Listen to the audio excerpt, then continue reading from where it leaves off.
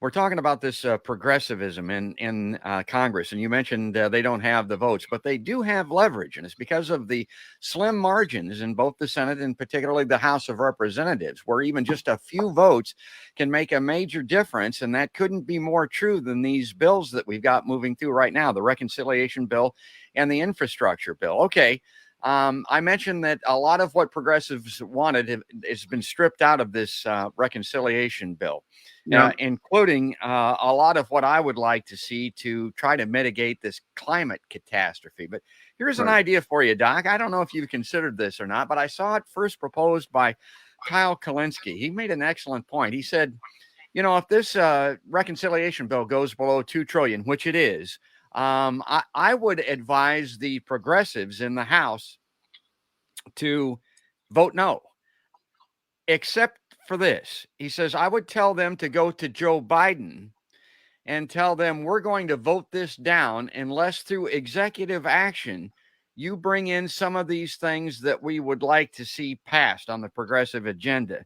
And the things that he delineated struck me as kind of unusual, but if you think about it, it's kind of dumb like a fox stuff. He said, taking the sentences for nonviolent drug offenders and releasing those people, legalizing marijuana as an example, making it Schedule 1 to Schedule 5, however that works. I'm not sure exactly how that works. And I thought, well, really, those are the top items. And he said, a third might be wiping out this college debt. Now, wow, that's something that Bernie Sanders has proposed and other people.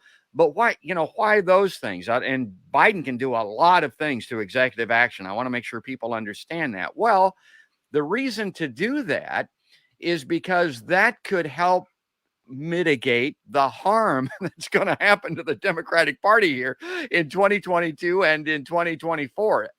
Everybody that I see that's a political prognosticator, Doc, including you, because it's kind of traditional, tells me the Democrats are going to get their asses handed to them in the off-year election in 2022 and then in 2024.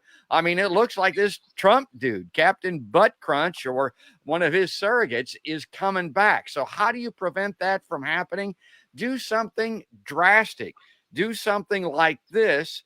Then you'll get the watered down reconciliation bill, which still has some benefit in it for Americans. But you'll also get these other things that will activate, energize the half of the electorate that probably isn't going to vote again, and get them to come in and vote Democratic in response for what they were given.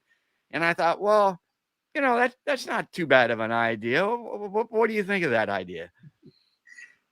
I think it would be certainly worth considering. I think Biden could do a lot of aggressive things and basically live with the consequences.